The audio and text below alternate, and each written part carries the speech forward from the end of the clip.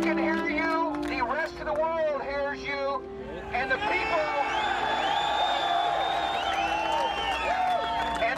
who knock these buildings down will hear all of us soon.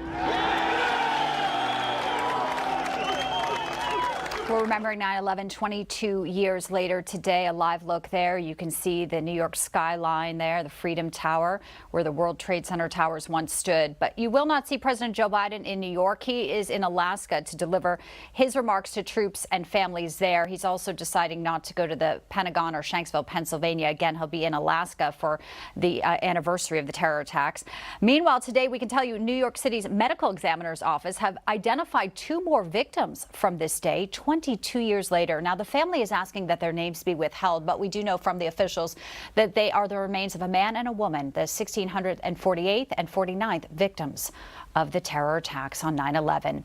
And more than 2 decades later, New York's firefighters are still passing away from 9/11 related illnesses.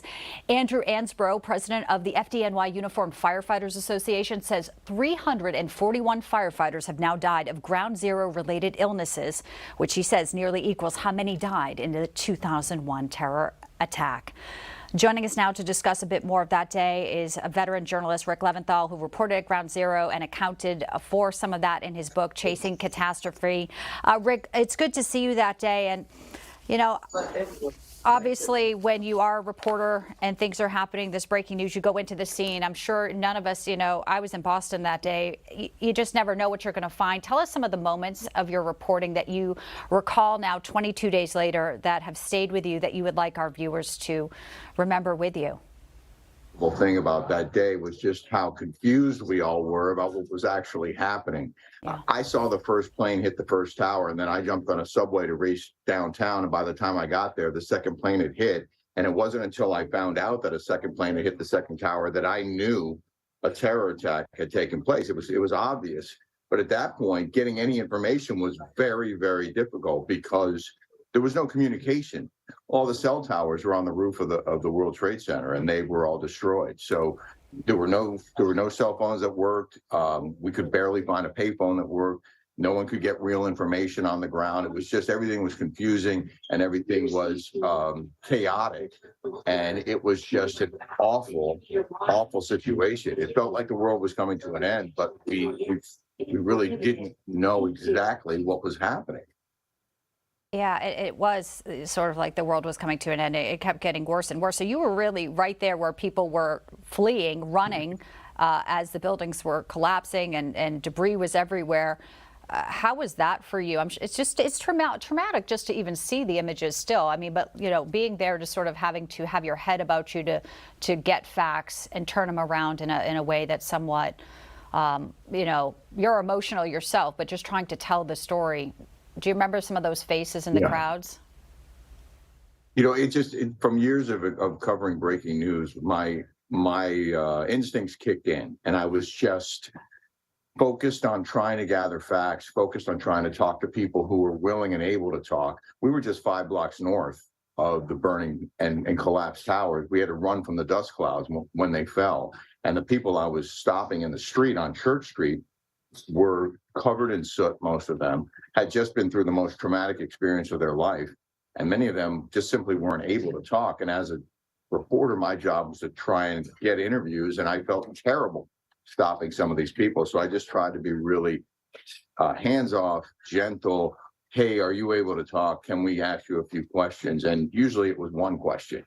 And then they would answer that question and with the most incredible, awful tale of what they had just been through, and I would thank them and just move on. We talked to police officers, firefighters, paramedics, and people who had been working in the buildings, other people who had witnessed the planes hit, witnessed people jumping from the towers. And I think the most important thing that I wanted to get across today is that we have to, they say never forget. And it's so important that we don't. There are so many young people who weren't alive when 9/11 happened. Who for them, this is not, it doesn't have the same meaning, it doesn't have the same impact. And I just think it's so important that people focus on it, remember what happened so that we don't let it happen again. Rick Leventhal, appreciate you sharing your firsthand accounts of the day where you were on the ground there, ground zero. Thanks so much. Always good to see you. Appreciate it. And let's welcome in now New York City Police Commissioner during 9/11. Bernard Kerik joins me today. Bernie, it's always great to see you. Today obviously is one that is full with emotion. I'd like to get your thoughts as we just started a few minutes ago talking about the president deciding to be in Alaska, coupled with what you just heard from Rick, the never forget, sentiment here as a new generation didn't live through this, didn't see what you saw that day, and the fact that the tributes are happening and President Biden is nowhere to be found. This is one day that we've tried to make a habit out of not being political, but I'm gonna jump off that for a second, because I went to Ground Zero this morning with Mayor Giuliani. We went to the initial stage of the ceremony, and I'm going to tell you something, Bianca. I was appalled by the people that were down there, and the reason I say that. AOC, Ocasio, Congresswoman Ocasio was there. This is a woman that has continually called for defunding the police. She's anti-police. She's, a socialist, a borderline Marxist. She was standing in the group of political figures down there, and I thought, how sickening is it that she's even here? What is she doing here? The Secretary of Homeland Security, Mayorkas, was there, which to me was the most sickening part of the morning. This is a guy that's created a bigger threat to this country than we faced on September 10th, 2001, by completely, intentionally, and willfully opening the U.S. borders. The threats that we face today are far worse. These are the people that was in the line of political figures down there today. Most of them, 95% of them, were nowhere around New York City on September 11th. They have no conception of what we went through on that day, other than what they've seen in reports or read in newspapers. I'm glad you pointed that out, Bernie, because you're right. And maybe that's why the president is not there. I mean, we know right now the prosecutors are considering plea deals for Khalid Sheikh Mohammed and other suspects in the 9/11 terror attacks. The families there, just get notified to this, a year and a half ago. That's where we are as a nation 22 years later. But I could tell you this, Bianca.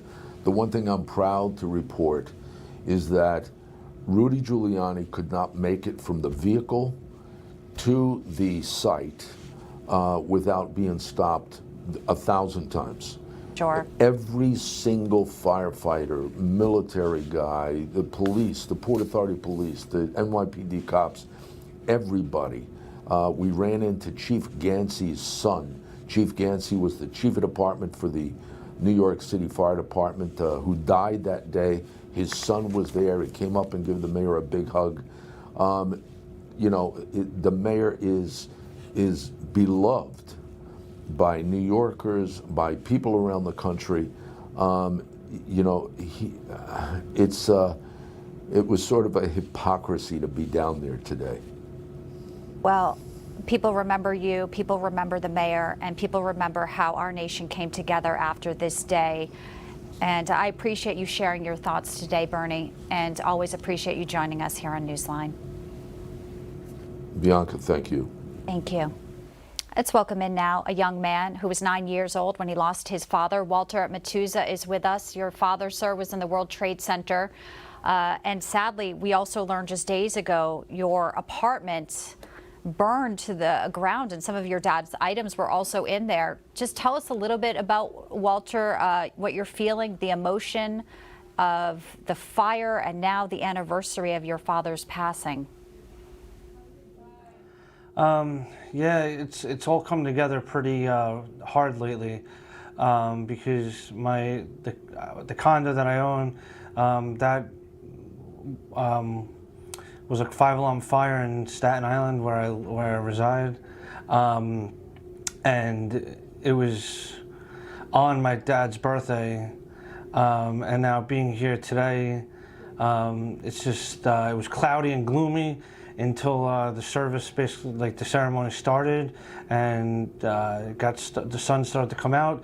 Yesterday we were at a memorial in Long Island for my father as well, and it was cloudy and gloomy as well, and then the sun came out. He always brings out the sun for us on a day like today, and you know, and I'm getting chills just saying that.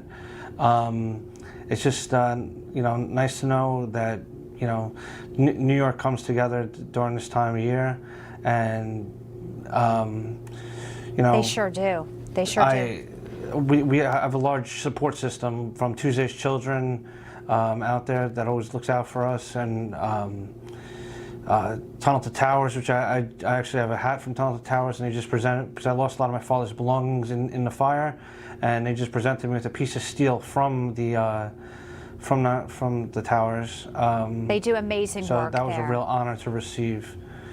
Walter, I want to Yeah. get your thoughts. I know this is so much emotion, and people may not know what you were 9, we said, so you're just a child. You actually lost part of your vision due to all the stress and the trauma of losing your dad. Exactly. Your fiance made it out of the fire alive, but you mentioned it happened on your birthday, and how your dad's still with you, though. You said he brings the sun out. What do you want us to know about your father?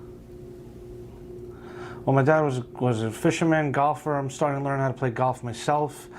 Being visually impaired, it's a lot of fun. I'm kind of like a minor version of Helen Keller over here. I'm half blind, half deaf like that.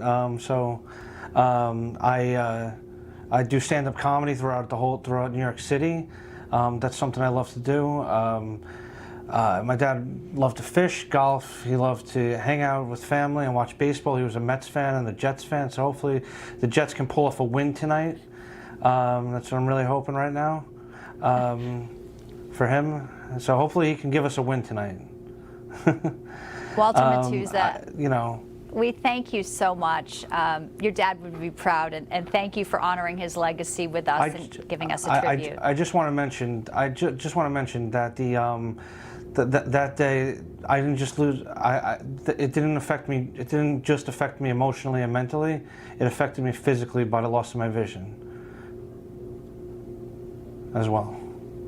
So sorry Thank you for so your much for loss. having me. Oh my gosh, no, of course. Thank you for joining us today, Walter Matuza. We appreciate it, sir. Thank you so much. A privilege and an honor to meet you. Thank you.